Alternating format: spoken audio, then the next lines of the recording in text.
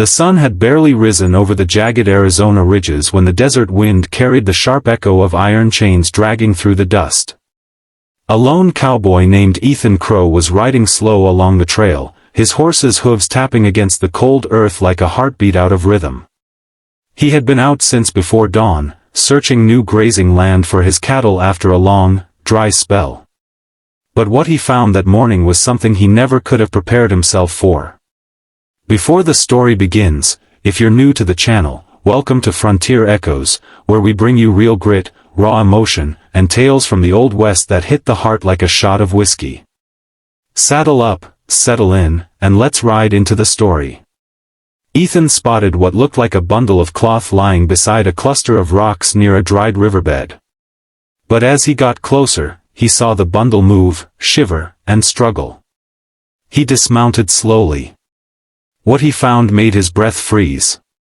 A young Apache woman, barely standing, her wrists bound in heavy iron shackles that cut deep into her skin, her ankles bruised and bleeding. She stood tall despite it, eyes blazing with a pride he had never seen before. Her face was streaked with dust, yet her spirit remained unbroken. Before Ethan could say a word, she pulled back, snarling like a wounded mountain cat, refusing any help. But she was too weak to run. Ethan knelt down, not touching her. Just letting her see his hands empty. "I ain't here to hurt you," he said softly. Her voice was hoarse, cracking with exhaustion, but fierce. "I don't need your help, cowboy. Leave me chained, or leave me dead. I'd rather die than be yours." The words hit him like a bullet. Ethan had seen prisoners before, seen the cruelty of men who hunted people like animals. But this, her defiance, her strength, cut him deeper than any outlaw's knife. He looked around. Tracks in the dirt. Boot prints. Wagon marks. Whoever chained her had left in a hurry, probably planning to return. Slavers. Raiders. Men who carved fear into the land like scripture. Ethan knew that if he left her, they'd come back. And the next time, no one would save her.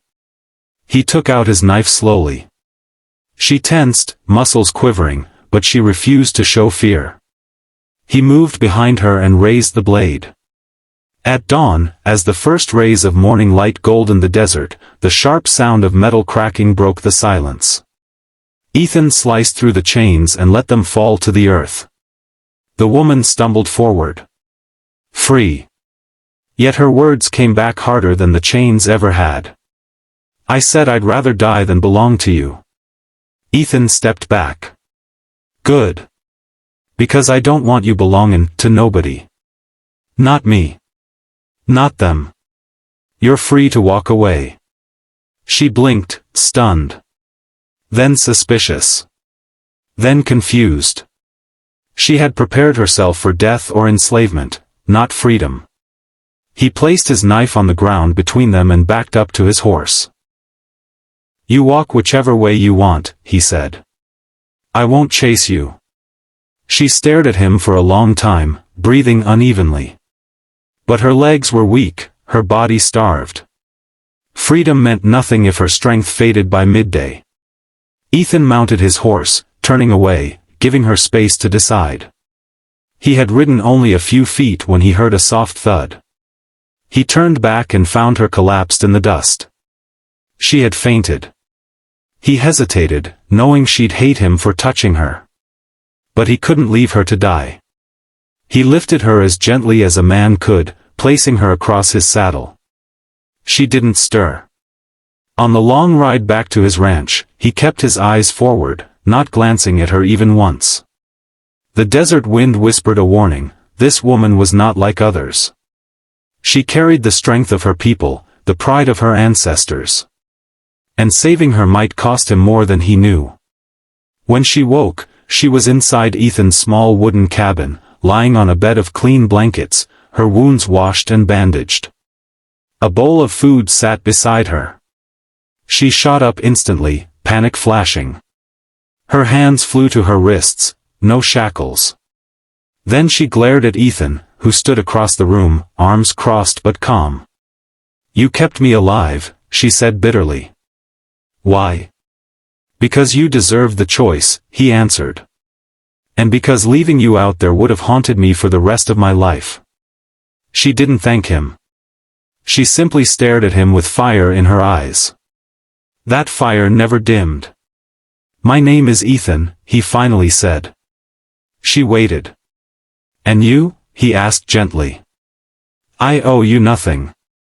Not my name. Not my story. Fair enough. She turned away, hugging her knees, breathing hard. She wasn't afraid, she was furious. Furious at the world, at the men who chained her, at her own weakness. Her voice cracked when she spoke again. You should have let me die. Ethan shook his head. I don't believe any woman should die in chains. She looked at him then, really looked, and for the first time, Ethan saw the pain behind her fierceness. Over the next days, she stayed silent, watching him, studying everything he did. Ethan never locked the door. He never stood too close. He always left food within reach, never forcing conversation. And slowly, the walls she'd built began to shift. One night, a violent desert storm rolled across the plains. Thunder shook the wooden walls, lightning cracked open the sky. The woman flinched each time, hugging the blanket tighter. Ethan tossed another log onto the fire.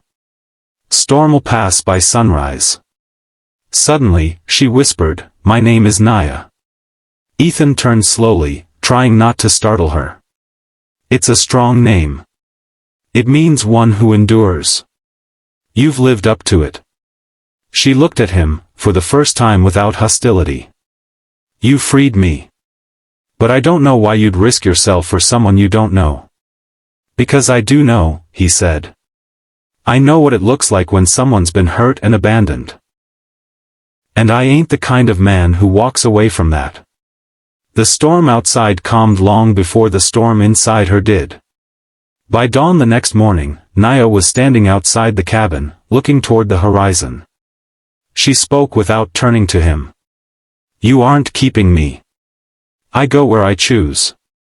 I figured you would, Ethan replied. But, she hesitated, something rare for her, I need to return to my people. My daughter is with them. She thinks I'm dead. Ethan's breath caught. Your daughter? She's only 6 summers old, Naya said, voice steady but eyes trembling. The raiders took me, but they did not find her.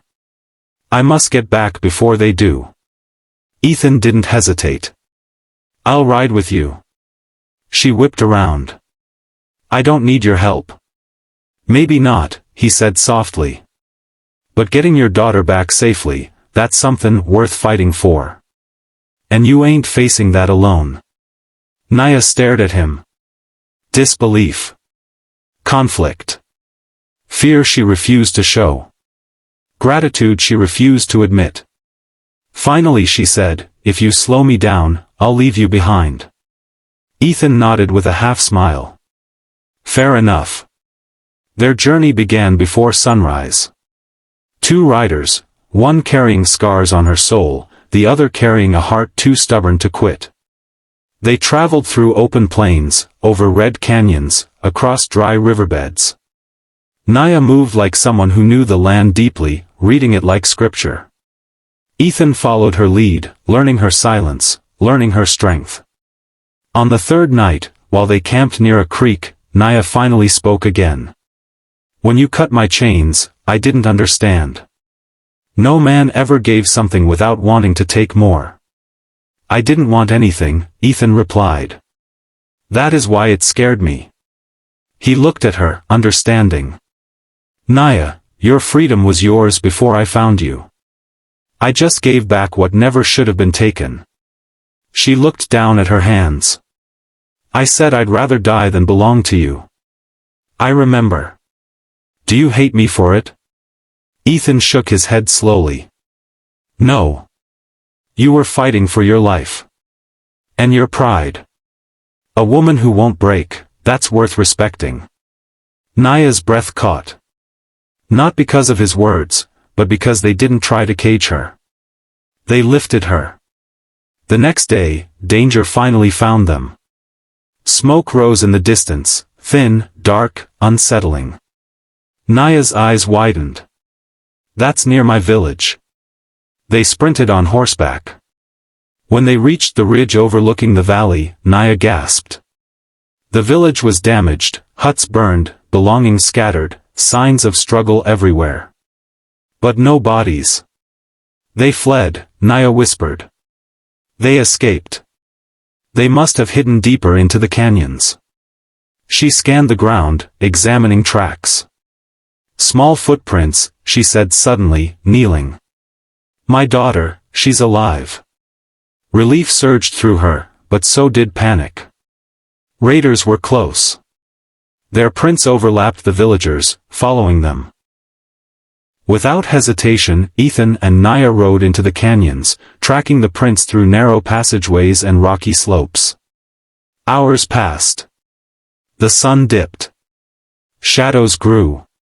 Finally, they spotted movement. Women and children gathered beneath a cliff ledge, led by an elderly Apache woman. Naya jumped off her horse and ran. A small girl turned, eyes widening. Mother! Naya dropped to her knees, arms open. Her daughter crashed into her chest, sobbing, clinging, trembling. Ethan watched from a distance, his chest tightening. It was the most beautiful reunion he had ever seen. But the danger wasn't over. A shout echoed through the canyon. Raiders! Armed! Approaching fast. Naya scooped her daughter into her arms. Ethan mounted his horse, pulling out his rifle. We stand together, Naya said, stepping beside him. Ethan glanced at her. You ready? Her reply was fierce. I was born ready. The fight was brutal. Ethan fired from horseback, forcing the raiders back. Naya moved like wind, swift, sharp, fearless, using every inch of terrain to her advantage. Together, they drove the raiders into retreat. When the dust settled, the canyon fell silent again. Naya approached Ethan, her daughter resting against her shoulder. She looked at him differently now, with fierce gratitude and something deeper she didn't yet have a name for. You saved my people, she said softly. You saved my child. You did most of the saving, Ethan replied. Naya stepped closer. When I told you I'd rather die than be yours. I didn't know you. I didn't know your heart. Ethan swallowed. And now? Naya held his gaze. Now I know you are a man who frees, not chains. A man who stands beside, not in front. She breathed in, trembling slightly. I do not belong to you, she whispered. But, if you wish to ride beside me, that is a path I will choose. Ethan's voice was low. Naya. I'd be honored. She smiled, small, rare, beautiful. Then our story begins at dawn.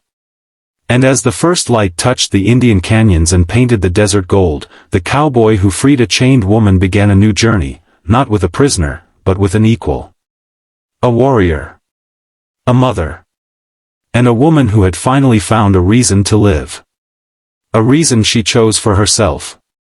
If you want more Wild West stories like this, raw, emotional, powerful, stick with Frontier Echoes. More tales are on the trail ahead.